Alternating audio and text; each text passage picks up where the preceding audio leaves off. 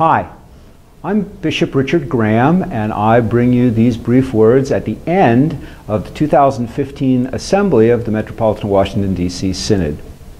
Synod assemblies are always busy, and they're always happy times too, and this was happy as well. We had a lot of worship together and fun music together.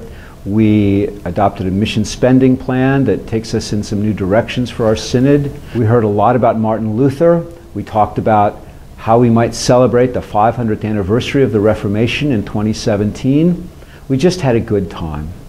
But our happiness was muted, and the good time was really overshadowed by the events in South Carolina too.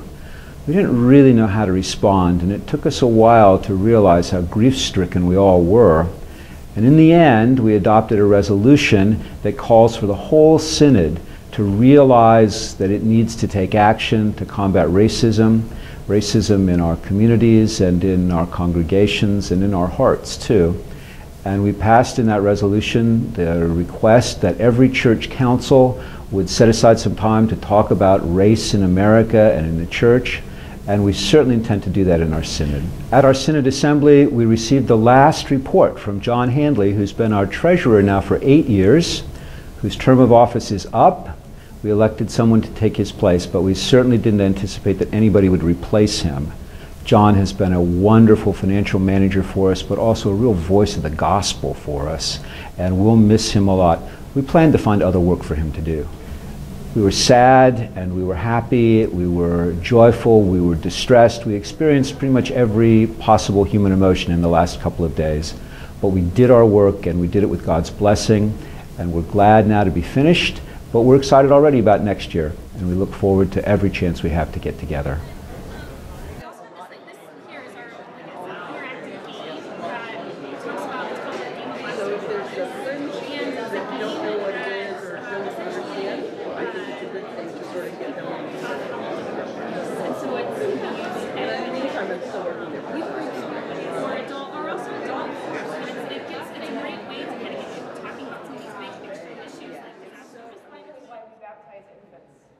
Because God will listen to our faith, asking for children's salvation and forgiveness of sins.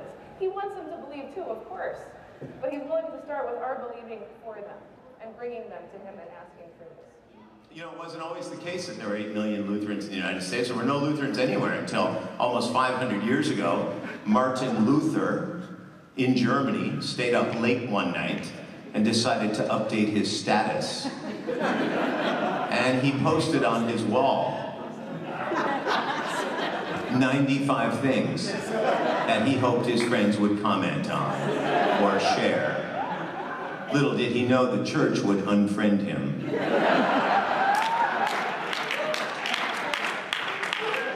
And this began the Protestant Reformation, right? Now look at, here we are gathered. It's got to be an I-E-L-C-A.